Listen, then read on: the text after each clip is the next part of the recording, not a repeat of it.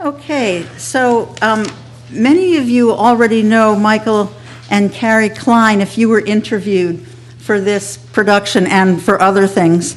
Michael and Carrie are the principal consultants and oral historians for the Northfield 350 anniversary.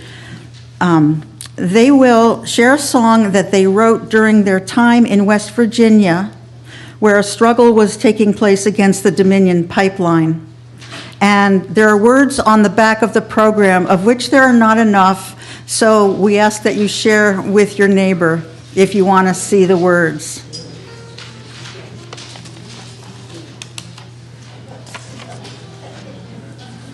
Carrie and Michael, you're on.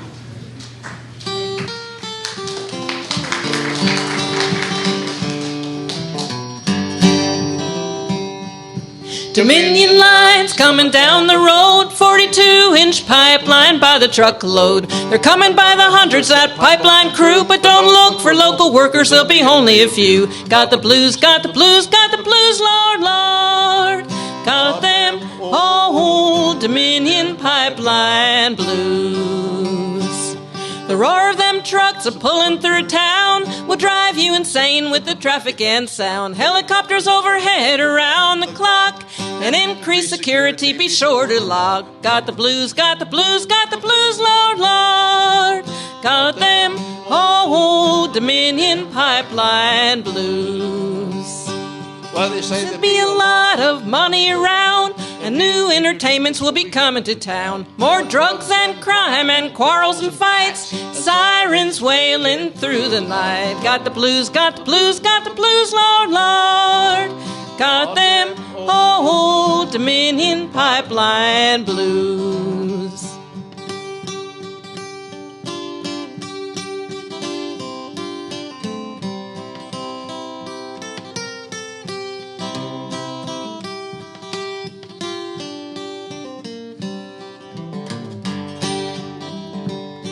They're building man camps where the crews will stay to work construction by the day. These lonely young men with few pleasures to be found will be prowling our streets when the sun goes down, stalking our kids at events in town. Got the blues, got the blues, got the blues, Lord, Lord, Boomtown. Got them old Dominion Boomtown blues.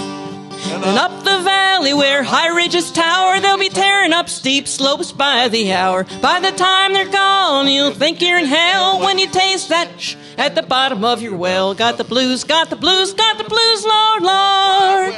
Got them old Dominion dry well blues. So it's boom and bust any way you look at the ruination of our creeks and brooks. Trickle-down poisons are the legacy of Dominion Pipeline Company. Got the blues, got the blues, got the blues, Lord, Lord. Boomtown, got them old Dominion Boomtown blues.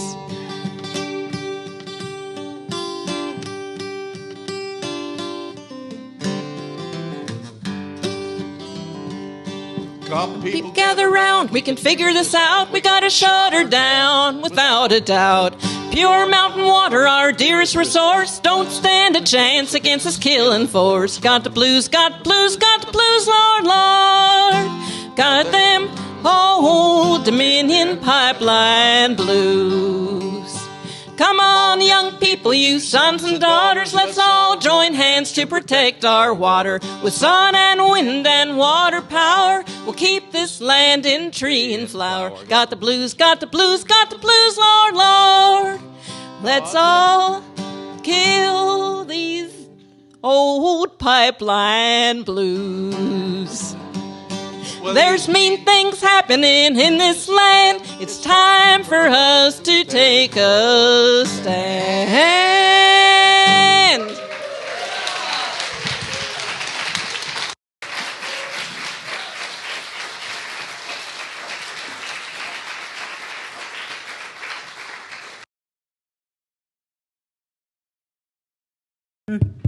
Frankly, we didn't expect an overflow crowd, and this is absolutely thrilling. I'm wondering if some of the readers who were standing by the green room could bring out a few more chairs so nobody has to stand. And if there's a free seat next to yours, could you raise your hand? Okay. Some free seats there. You really don't have to stand through this. We want you to take a stand, but you don't have to stand. Okay.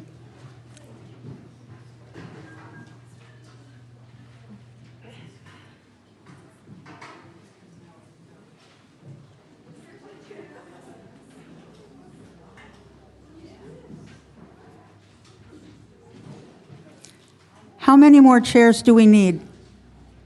Could you raise your hand again if there's an empty chair next to you? One here.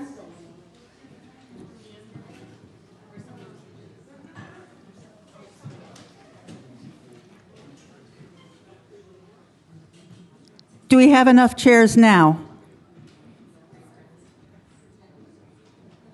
Are there any more chairs left in the green room? Bring out a couple more. Stacy, you should not have to stand. Oh, sorry. We need two more. Is that what somebody just said? Two empties there and some there.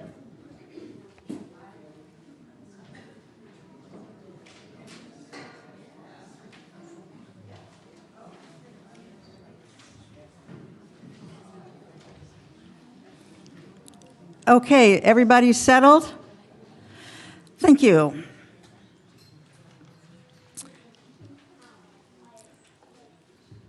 The People versus the Pipeline, it's a story of diverse strategies and participants that eventually led Kinder Morgan to pull the plug on their proposed Northeast Energy Direct, or NED, pipeline.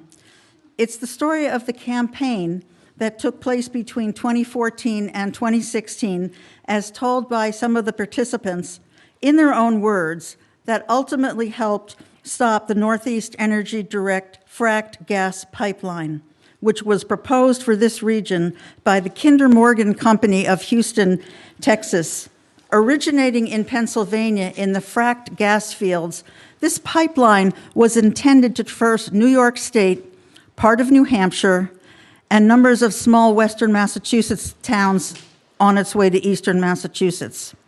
Several compressor stations to push the fracked gas were to be sited along the way in Massachusetts.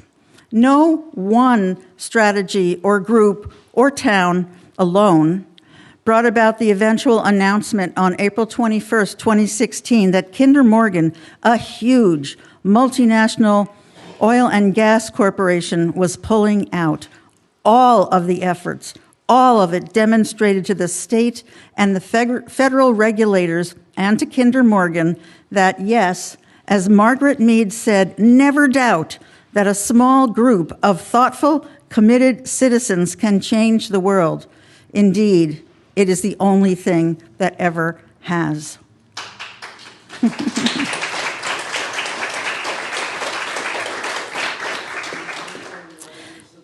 The project started with Steve Stoya wanting to weave the story into the year of events commemorating Northfield's 350th anniversary of the town's founding, particularly because it includes the David versus Goliath campaign that, in stopping the pipeline from being built, it also prevented a disastrous compressor station in the path of the pipeline.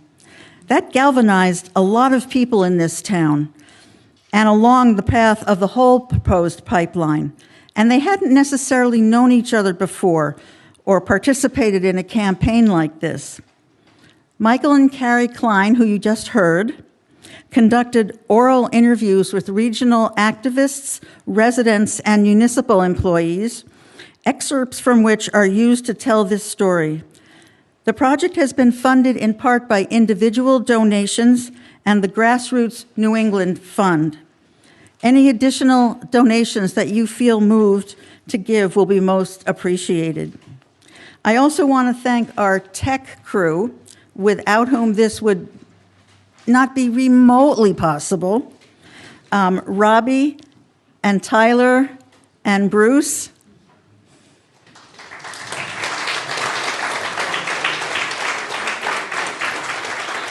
And Tyler Tyler is here from Bernardston-Northfield Community TV.net, where eventually the video that's being taken tonight will be available, but we'll let you know when it's available. It will also be eventually available on the 350 website as well. And I'm going to put out some notifications because there were a number of people who wanted to be here but couldn't. And this program is dedicated to all of you, all the people who contributed in some way, large or small, to the collective efforts that prevented Northeast Energy Direct Pipeline from ever being built.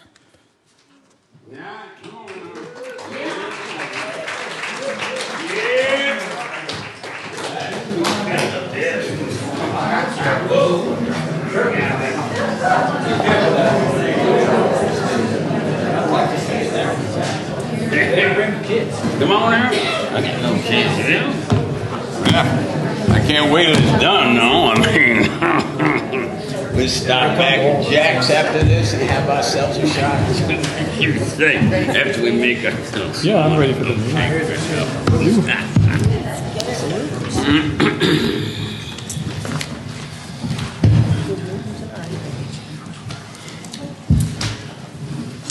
The story begins at a Kinder Morgan board meeting deep in the heart of Texas. This multi-billion-dollar fossil fuel giant is about to give its board members some very good news. Now this meeting is now called to order. Y'all come and listen to how we're going to make our investors very happy and make us a whole mess of money, huh? Yeah. Well, ladies and gentlemen, y'all hush up now. We have lots to talk about, what we see as a golden opportunity for this glorious company. Now let me introduce you to the Northeast Energy Direct Pipeline, or as I like to call it, NED. That will run from the frack shale fields in Pennsylvania all the way through New York State and across Massachusetts to the town of Drake in eastern Mass, huh? Now you see up here, it'll run through a lot of small, insignificant towns where almost no one lives. Now this green area here, see up there, mostly farms and forests, so we do not expect much resistance, if any, from the locals. Well, besides, everyone knows the winters there are long and harsh, and they will be grateful to us for bringing them safe, clean, and cheap fuel that they need to stay warm. And looking at this map, it is so green and so barren, it looks like what I imagine North Korea to look like. That is an actual quote that Rosemary Wessel heard.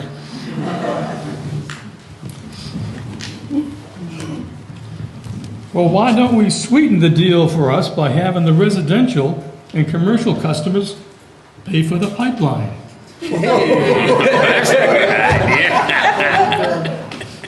Why don't we sweeten the deal for us by doing that? Why don't we ship the gas to Europe, where we can get 3 times the money we could get for it here? But don't tell the locals, they are not getting any. So I'm having my girl email each of you the PR strategy and talking points you'll need to sell the idea and have us look like the good guys.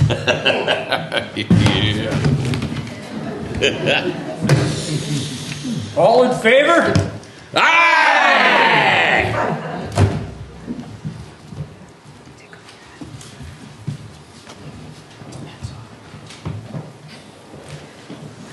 What you are about to hear are excerpts from interviews which were conducted by the oral historians Carrie and Michael Klein.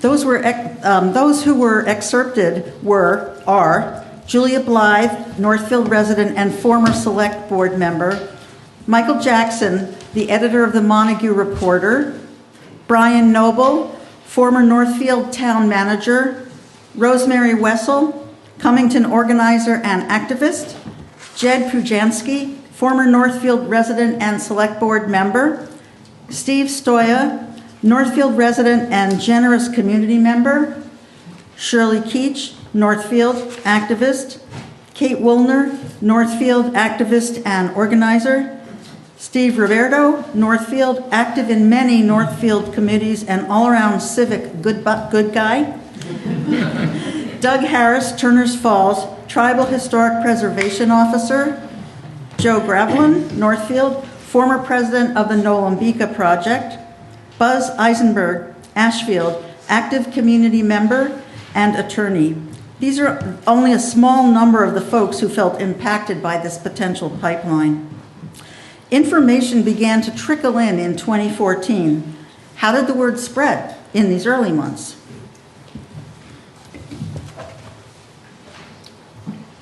Julia Blythe shared this.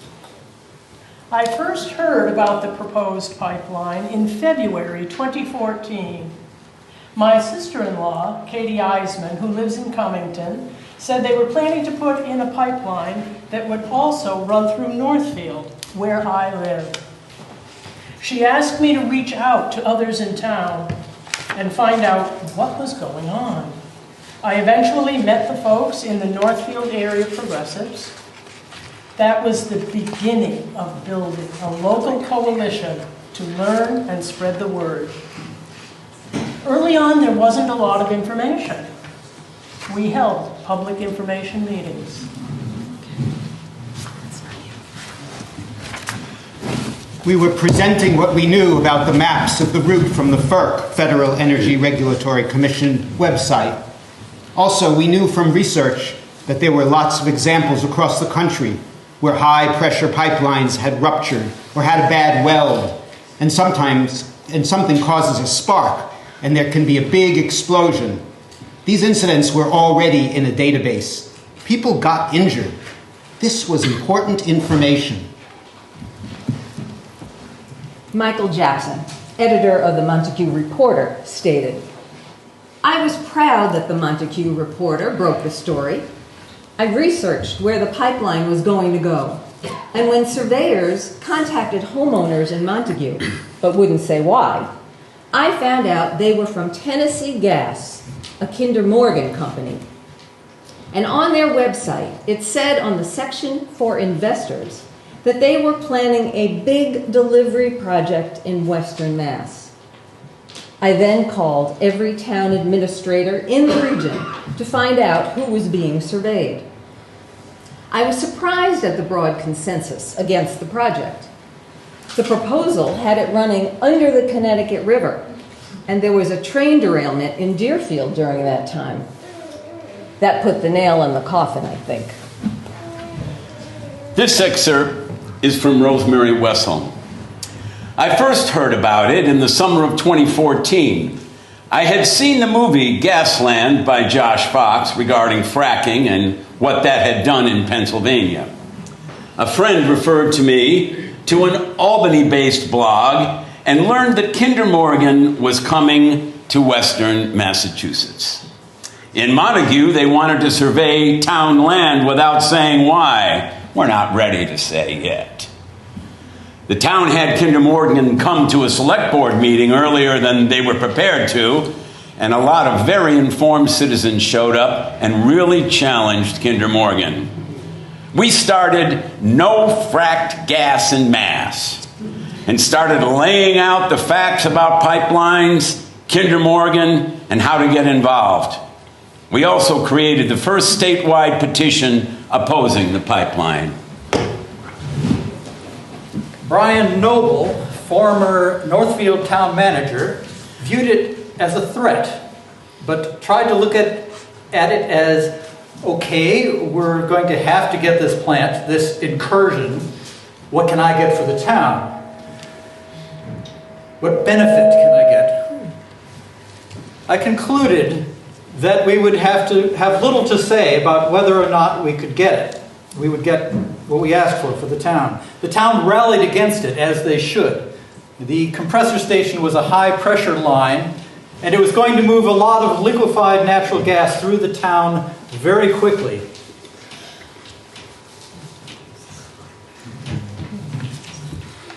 What was that, and what damage could it do? Who would see it? Who would breathe it, hear it, feel it? These questions needed to be answered. The Northfield police chief and the fire chief and Brian Noble took a field trip to Pennsylvania to look at an installation in a town a similar size to Northfield and what the impact had been on that town. When they did what's called off-gassing, it sounded like a freight train. We needed to fight it and use whatever leverage we had to fight it. We were trying to figure out what we could get to mitigate the concerns and damage that I thought a pipeline would bring to the town. Jed Brzezinski, former Northfield resident and Select Board member, recounted, "The Northfield Select Board knew about it because Kinder Morgan had to officially notify the town. And then many people in town approached us and wanted to know what we were going to do about it, how we were going to respond. And when we looked into it, I realized there were two approaches to this issue. One is the legal front, if you will, like filings and motions. The other is the community side. What can the people do to prevent something they don't want? And the legal side is stacked against you." Julia noted that another concern is the compressor station that was to be located on a steep mountain off of Gulf Road.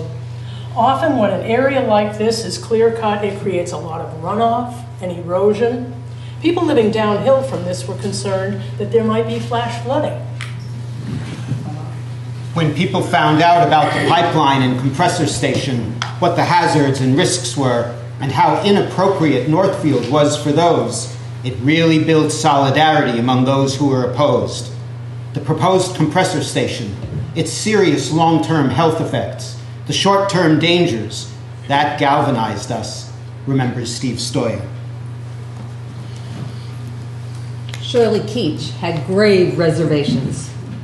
The dangers of the compressor station were not just about possible explosions and contamination from the toxic off-gassing that would float down into town. There would be lights on 24/7, ruining our beautiful, dark, starlit skies. And it's more than that. If Massachusetts has climate goals of reducing carbon emissions significantly, why would we be investing in pipelines, buying in for the next 30 years? Our story continues with how and by whom the initial information that something was brewing in North Korea came out.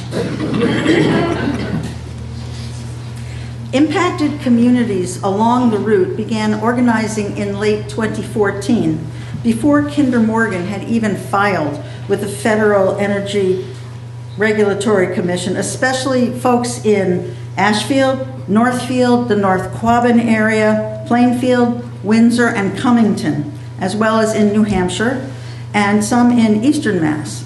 The word spread. House parties, community meetings, neighbors talking to neighbors, letters to the editor, social media, of course. Towns getting the word of what could be coming. People began to be educated about the dangers and the lack of necessity and the corporate profit grab, and they got involved. So, armed with some knowledge, people began organizing at the grassroots level, and that grew into coalitions and alliances and actions.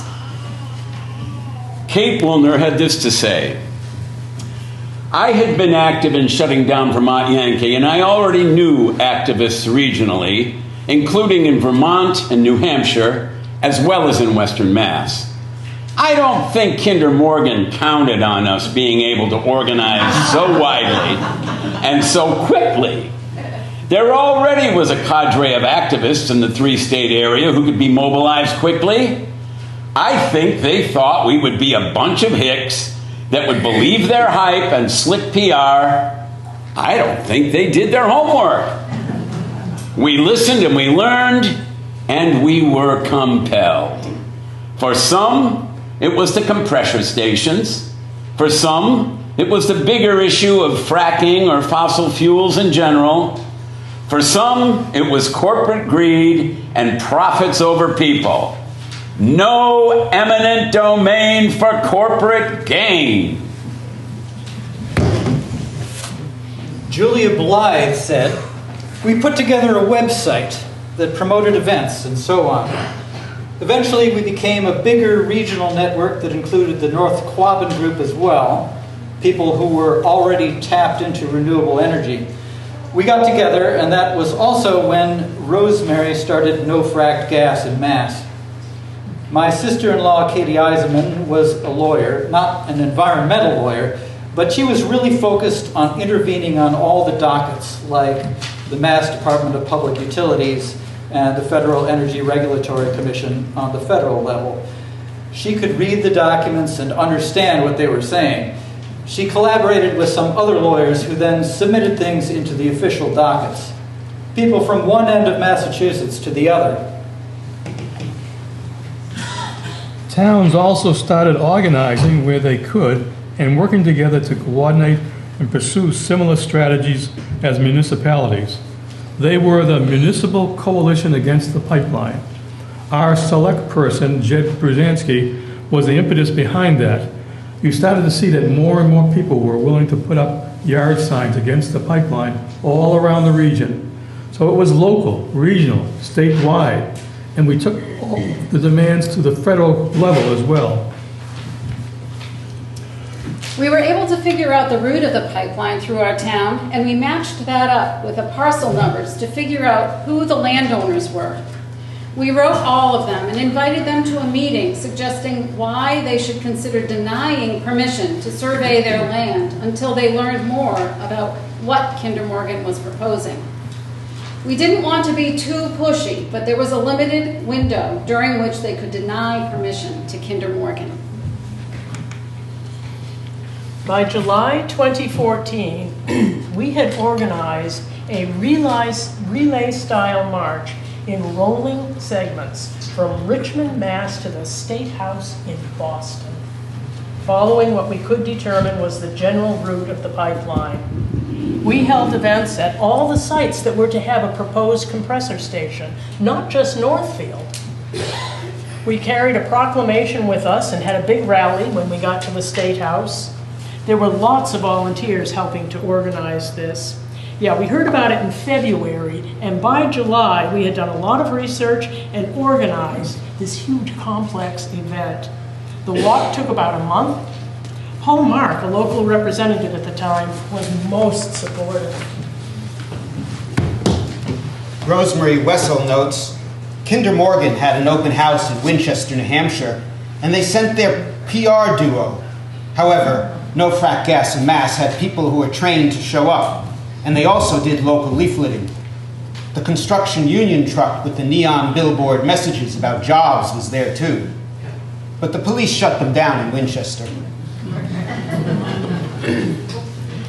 Jed remembers.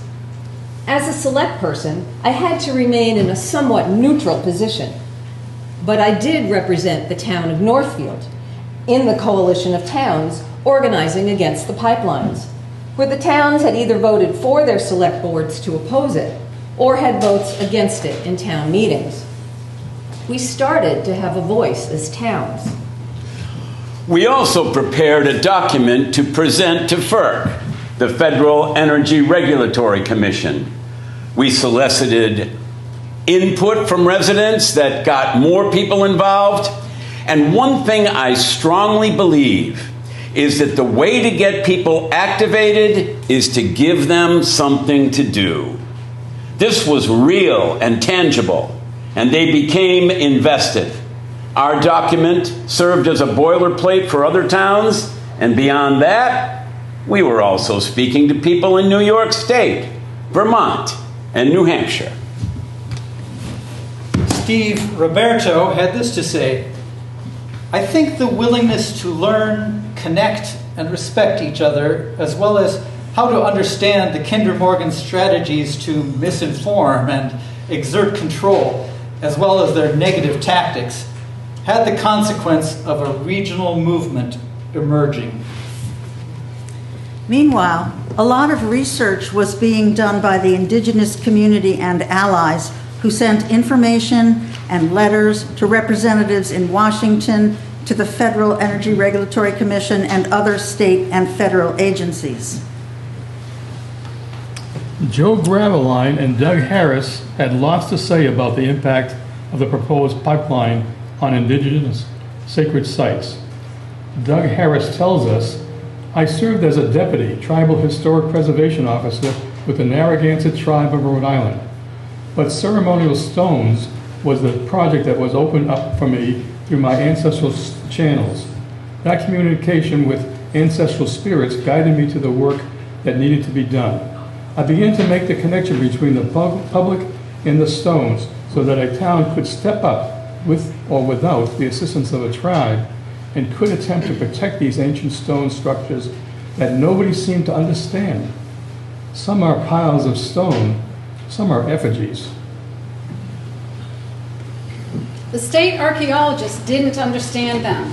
Some of them are prehistory, which we know from a non-carbon dating method of determining age called optically stimulated luminance. We are now including that data in the overall work of confirming a site as being significant from the point of view of the National Historic Preservation Act. With the Northeast Energy Direct Pipeline, the primary concern was tribal cultural resources along the route, including at the site of the proposed compressor station in Northfield. There are mountain passes and a place called Hobomok's Trail, which is sacred landscape. Hobomok is a giant spirit being who slept under the hills. If the pipeline were to cross this area, that could be a big problem.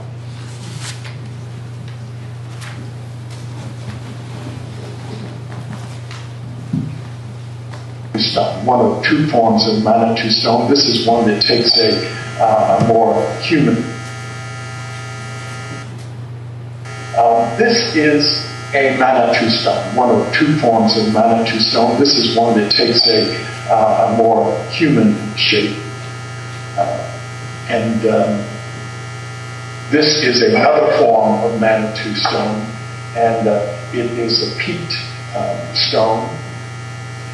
Both of those two are at a wondrous place where we first had our breakthrough with ceremonial stones. It's called Return Falls Airport, and that in 2008 was the first determination of eligibility for a site that had ceremonial stones. And thank you, National Register, for proving that we were wrong. We assumed that the Federal Aviation Administration teamed up with somebody in Washington, D.C. to make a determination that we didn't have a chance. We were told when we visited the National Registers that we'll give you a fair hearing. We will give you a fair hearing. And a fair hearing is what we got, and as a result, in December of 2008 was a National Register determination, much to the displeasure of the state archaeologist of Massachusetts, whose opinion is also published. Joe Graveline, former president of the Nolambika Project, added, "We explained to our representatives in Washington that unmonitored archaeology, that is, without consulting the tribes, has an adverse effect on some sites which violates the National Historic Preservation Act, Section 106. This requires tribal consultation when a federal agency determines a project has the potential to disturb or affect historic sites or properties. This problem could have been avoided if, in addition to Kinder Morgan archaeologists, the utilities paid for tribal monitors and the money needed to conduct important tribal research as well."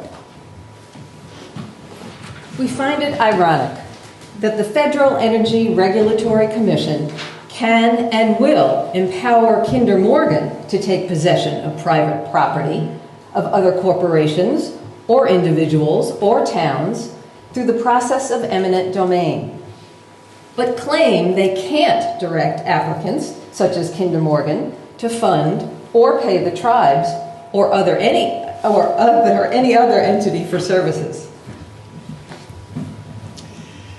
It is important to remember whose culture is being impacted and destroyed during the excavations. That pipeline was fast-tracked and created a highly flawed cultural preservation process that would have meant the loss of many ceremonial and cultural sites. The Nolambika project also contacted the Federal Energy Regulatory Commission in October 2015 about the pre-permit from Kinder Morgan, where they request permission to blast, trench, drill, and dredge under and in areas that are environmentally and culturally sensitive to American Indians. Without in-depth, meaningful research, this project may well have also destroyed or disrupted early historic colonial and black settlements as well. In 2016, Nolambika again contacted FERC with its concerns. In spite of everything that the municipalities tried to do to prevent the pipeline from being approved and built, there was the rude reminder that federal regulations and regulators and laws take precedence over local and state entities. So what's the strategy? Federal agencies weren't really helping either. People thought the EPA would save them. Regulations are not in place despite some good climate laws. Regulatory limits are not effective enough. And the Department of Public Utilities stood in the way and prevented stakeholders from being interveners. Brian Noble reported that people wanted us, the town of Northfield, to outlaw the pipeline. No way could we do that. Federal law could and would override anything we tried to do as towns. It was traumatic for the townspeople to be threatened with this invasion and realize that the laws favor the pipeline. Municipalities really couldn't do anything to prohibit this pipeline. Federal preemption really takes away local control. The consciousness raising had an impact. People took the knowledge and started to organize and act in diverse ways all across the region. We were not ready or willing to give up. More organizing, actions, and big hearings led the way in 2015 and 2016. I remember that we asked ourselves, what can we do to make our opposition known? So about a dozen or so of us from the region, including North Quabbin area, we started gathering up on Gulf Road along the land that the compressor station would have been built on. And we were there every week for a long time, no matter what the weather. And we held signs, and we sang songs. There were consistent protests both up on Gulf Road in Northfield and in front of the town hall. The town provided police up on Gulf Road because it's very steep and curvy.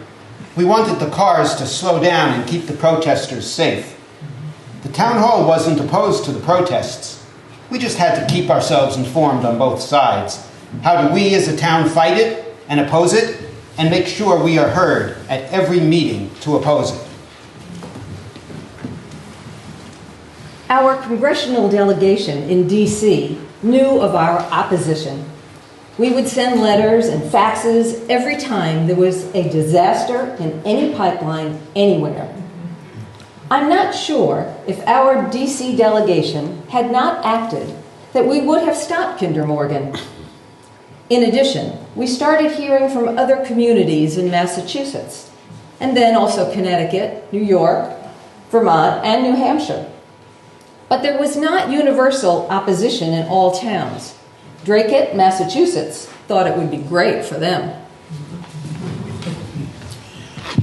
Kate Woolner recounted, over the summer of 2015, Hattie Nessel contacted Court Dorsey and me to train folks to prepare for a nonviolent civil disobedience action on the Northfield land.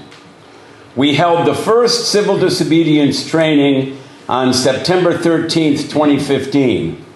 Although it was not specifically in preparation for any action, as none had been planned, and there was no alliance or group to coordinate and support it.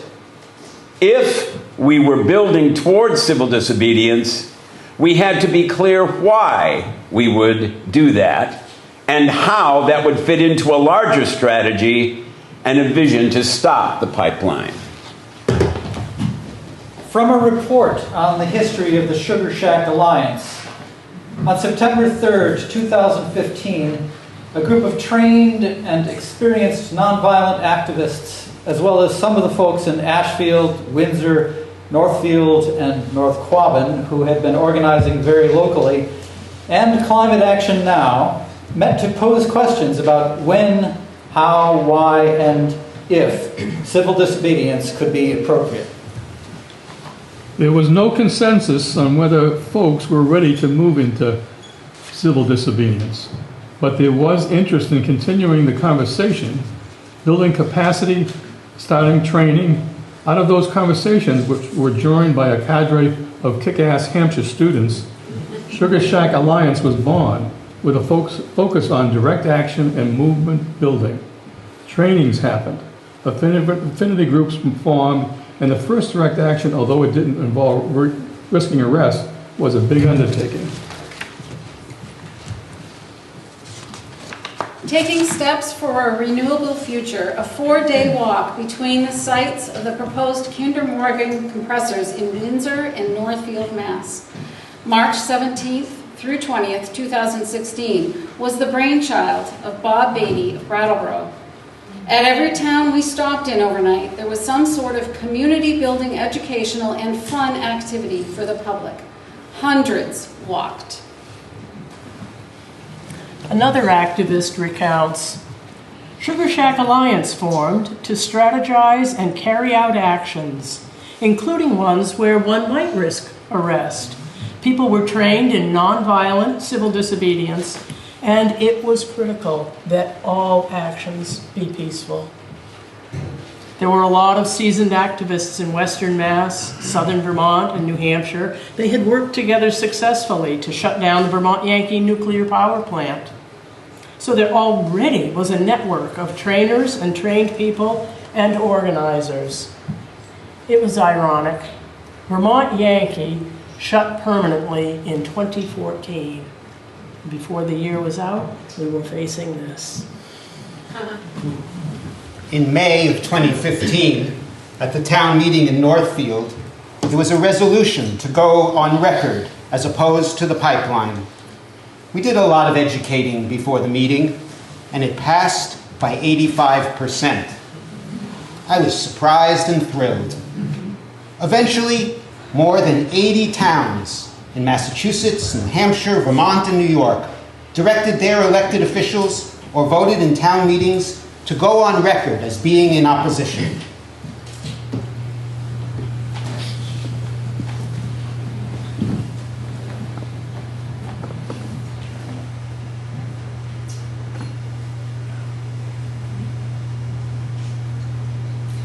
Dozens spoke at the DPU hearings.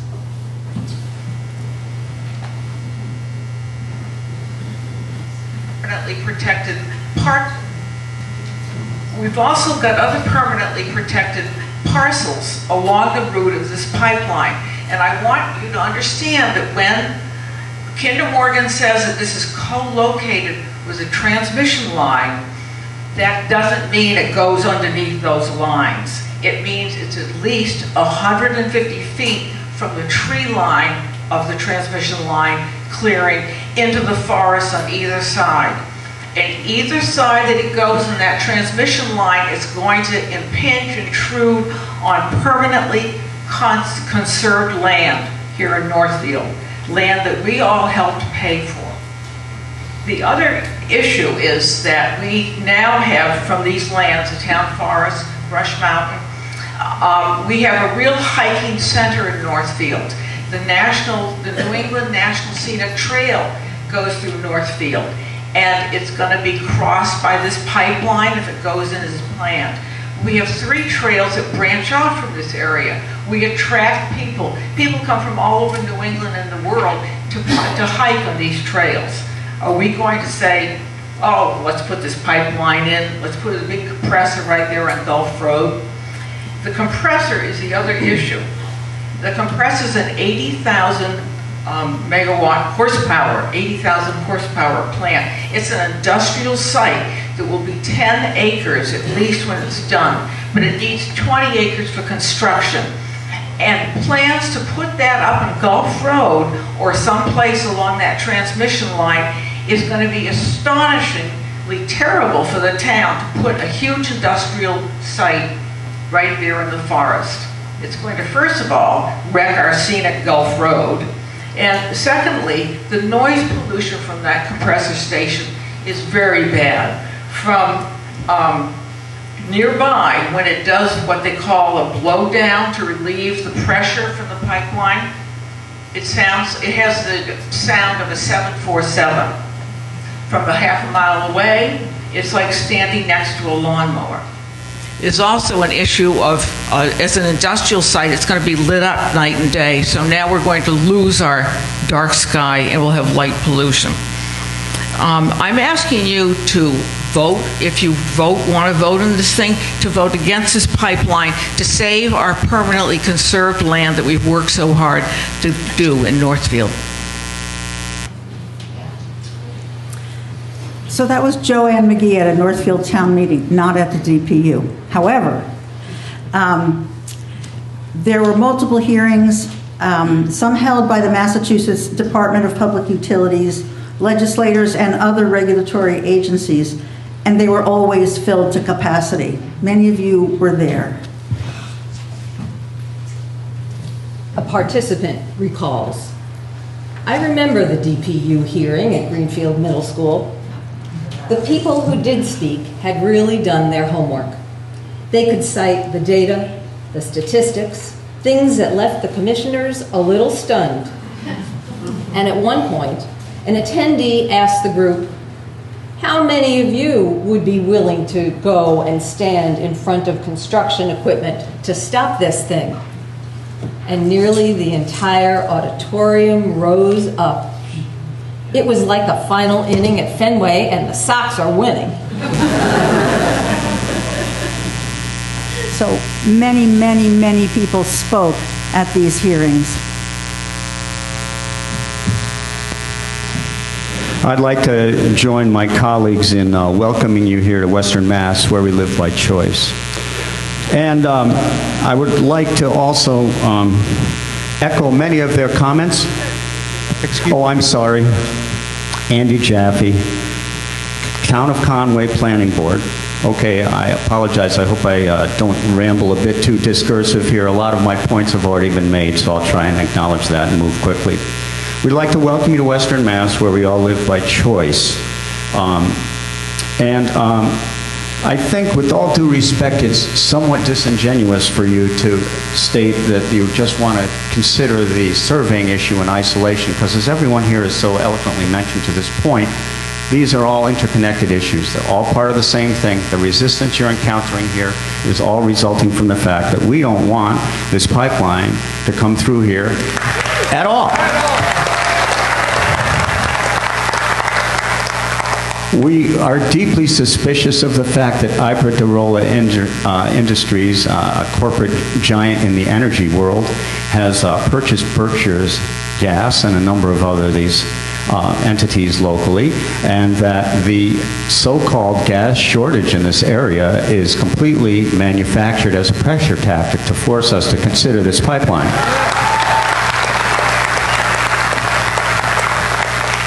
The recent FERC approval of the reversal of the pipeline that goes from Drake up to Nova Scotia is another example of the same sort of onerous collusion. It's quite clear that the only reason for this pipeline is for corporate profit, and in this country, public funding is not supposed to support corporate profit.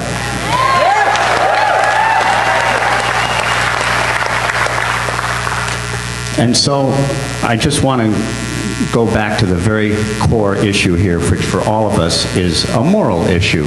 It's a moral issue about global warming.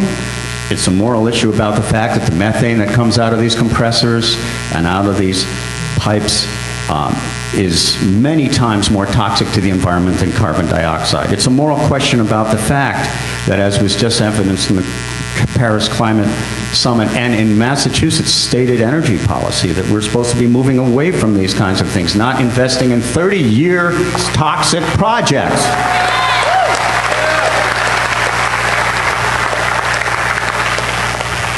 And if you fail to connect these issues and try and parse and not talk about it in a larger context, you're going to definitely encounter the wrath of Daniel Shays and his errors, his philosophical errors in this area.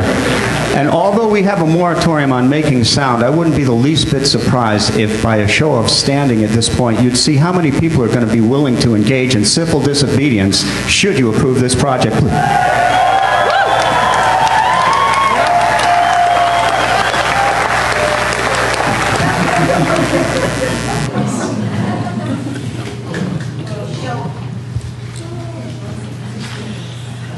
I'm thankful we didn't have to stand in front of machinery, but we did show that we would be a force to be reckoned with. It would not be violent, but we were not going away. Buzz Eisenberg recounts, I told the Department of Public Utilities panel that I came wearing many hats. As an elected official from Ashfield, as a butters, a neighbor, as a citizen, parent and grandparent, and as a trial lawyer. I have taken an oath to stand by the laws of the people and the state of Massachusetts. I hear friends and neighbors saying they are willing to commit civil disobedience and risk arrest. I promise that for anyone who engages in civil disobedience, I will represent them pro bono. We can't break our addiction to fossil fuels, not because we need it, but because someone is going to make money from them.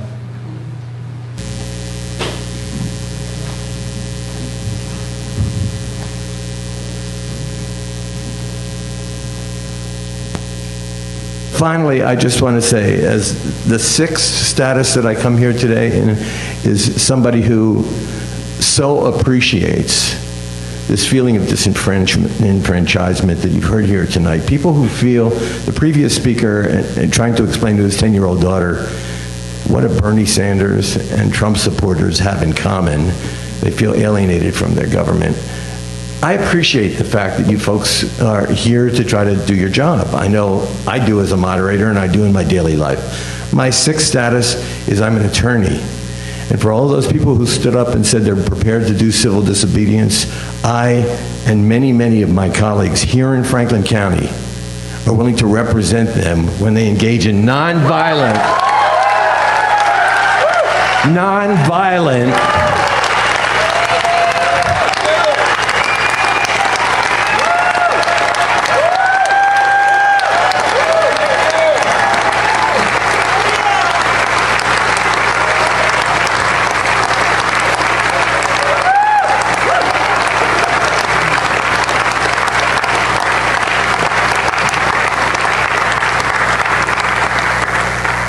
nonviolent, peaceful, civil disobedience to stop this abhorrent project.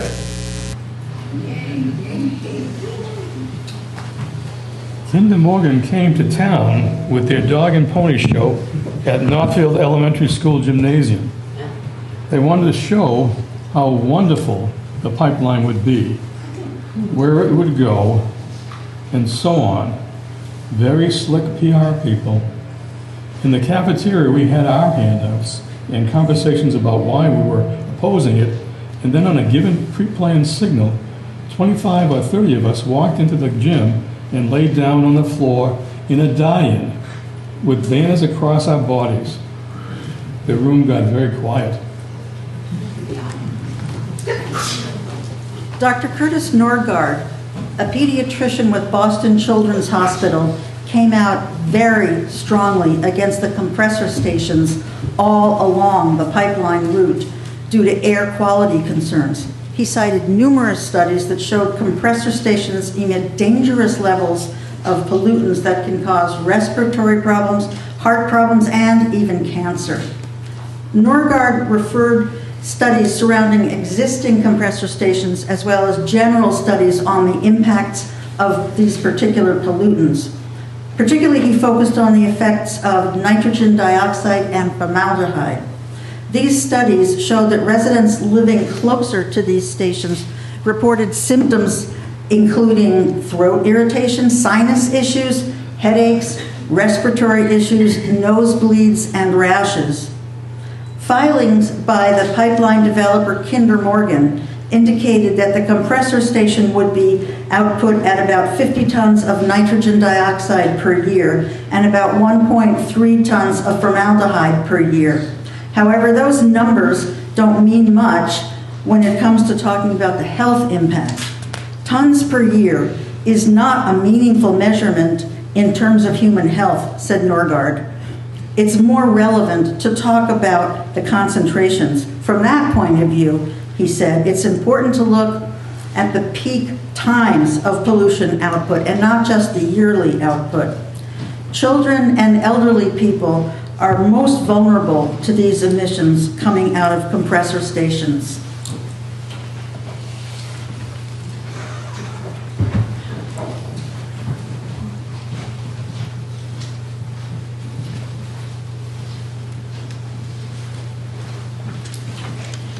As the new Northfield administrator, I was courted by Kinder Morgan.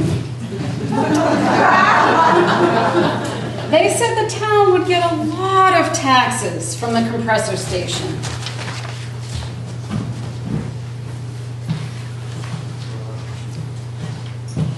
What I learned by researching other towns was that Kinder Morgan reduced the amount of taxes through depreciation. I was told there would be jobs, jobs, jobs, but my research revealed that most of the skilled workers are not locals at all. In fact, Oklahoma produces the most pipeline workers, and only ancillary workers from the local area are hired. They subcontract to avoid liability, and the tax revenues in Ohio and Washington never matched up with what was promised. So what other misinformation and misrepresentation and outright BS came our way from Kinder Morgan and the DPU and FERC? Well, as it turns out, none of that gas was ever intended for Massachusetts. It was always going to be exported once it reached Drake at Mass. Sharing that fact was useful in helping people to understand that there was no benefit to them. Steve Stoya was galvanized by Dr. Norgaard's thoughts. Dr. Norgaard, the pediatrician, spoke of increased rates of asthma and other respiratory diseases, especially in children. Clean energy? I don't think so. The whole story? Kinder Morgan used sleight of hand on the need for this gas, when in truth, it was going to be exported. Brian Noble began to get more cynical. As things got more contentious, there were strange accusations that I was on Kinder Morgan's payroll or something of that nature. I can remember one time they came to town hall and gave me a Kinder Morgan windbreaker with their name on it. I'm thinking they want to get me killed.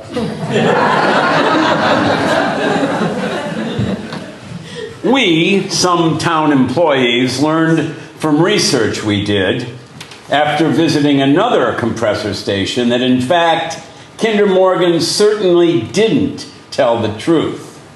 First, they told us it would be a small pipeline, and then it got larger and larger in their plans, and the compressor stations were going to be small, quiet brick buildings.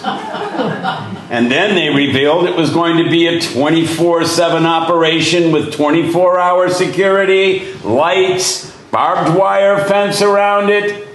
And we learned about the proposed compressor stations not from Kinder Morgan, but from researching the regulatory filings. Their solution to concerns expressed by the towns was to throw money at the problem, and they were arrogant about it. They hired a local company to negotiate the host agreement with the towns, and they tried to buy us off with promises. What we really needed was mitigation for the cost of fire, police, and emergency services, as well as for repairing roads that would be ruined by their equipment. Some of them were good to work with. They were hired to do a job. I just think they were working for the wrong people. I would like to introduce a special guest now, Maura Healey, who, as Attorney General of Massachusetts, commissioned a study to determine the future energy needs of the state.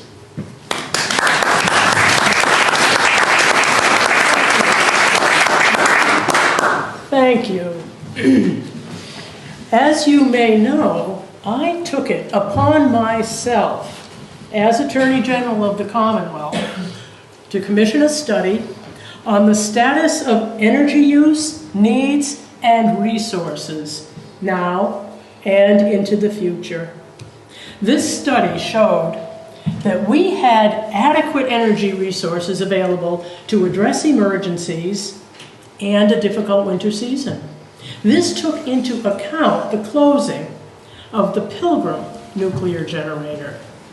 The study also suggested that Kinder Morgan might repair the leaks in their vast system of pipelines to conserve energy and to reduce the risks.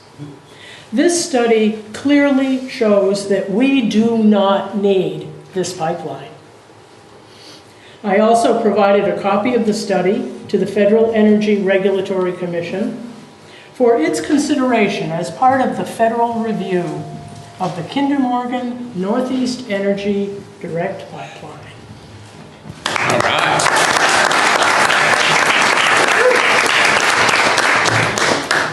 Thank you, Attorney General Maura Healey, now Governor. On April 21st, 2016, Kinder Morgan announced that they were pulling the plug.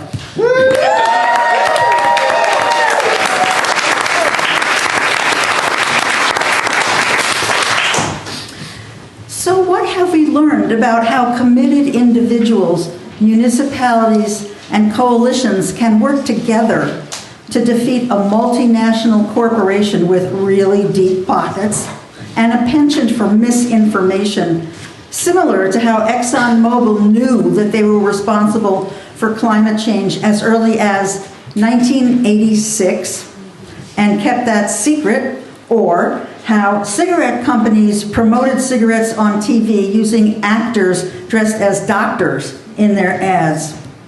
Same BS, different day.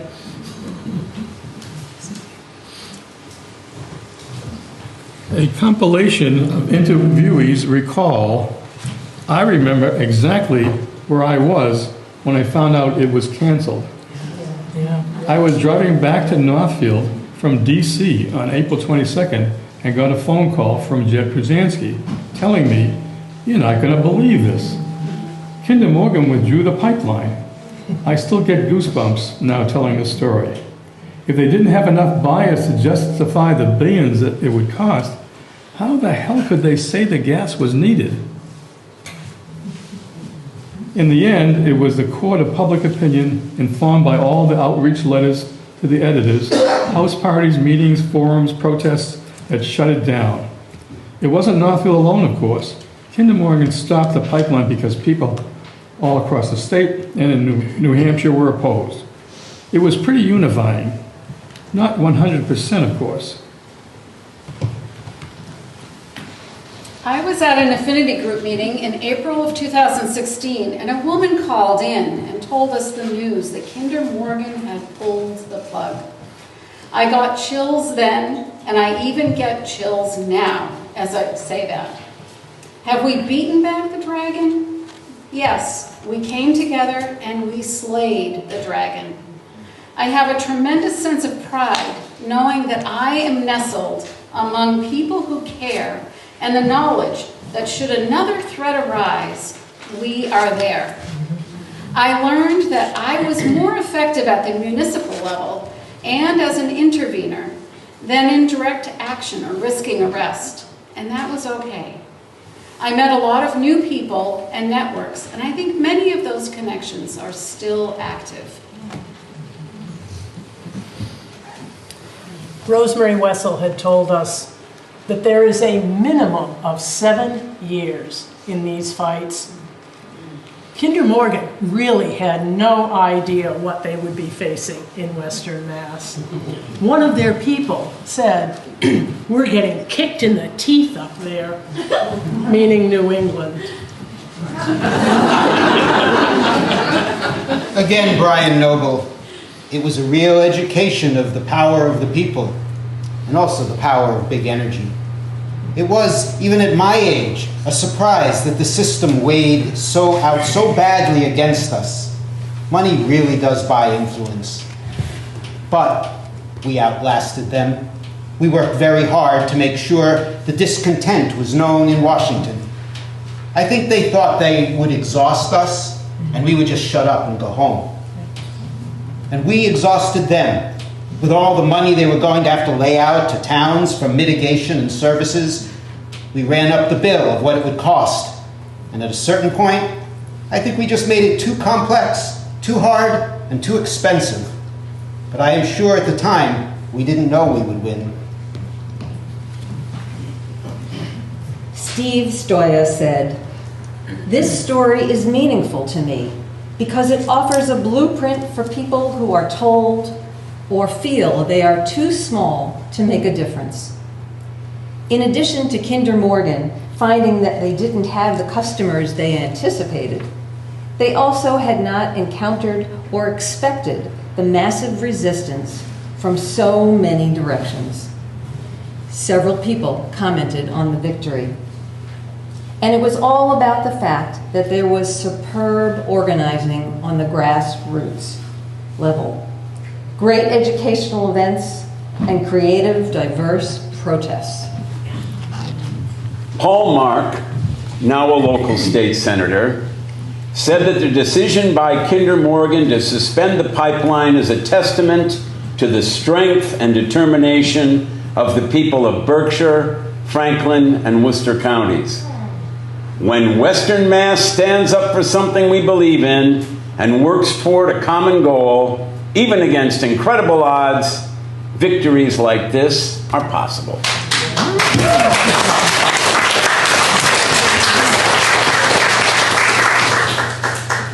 Kate Woolmer said, "Many of us cut our activist teeth during the Civil Rights Movement and the Vietnam War. We still have it.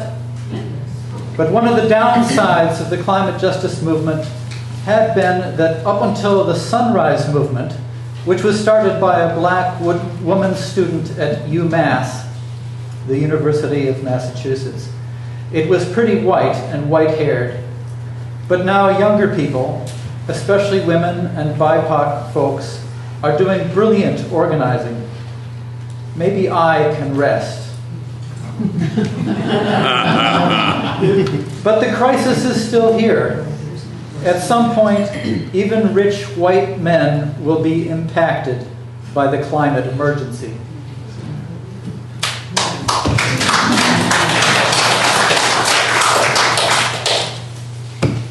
Julia Blythe said, "Community. Yeah, a sense of community. We were both centralized and decentralized while coordinated. Locking ourselves into fossil fuels for generations is the wrong way to go." So yeah, it isn't often that you win one of these fights. It was amazing, the release of tension. Jed later told me, after he moved from Northfield, that in his new town there has never been an event or campaign that draws people in like that. And he hasn't really felt drawn in there like he did in Northfield. Community. It really built a new sense of community.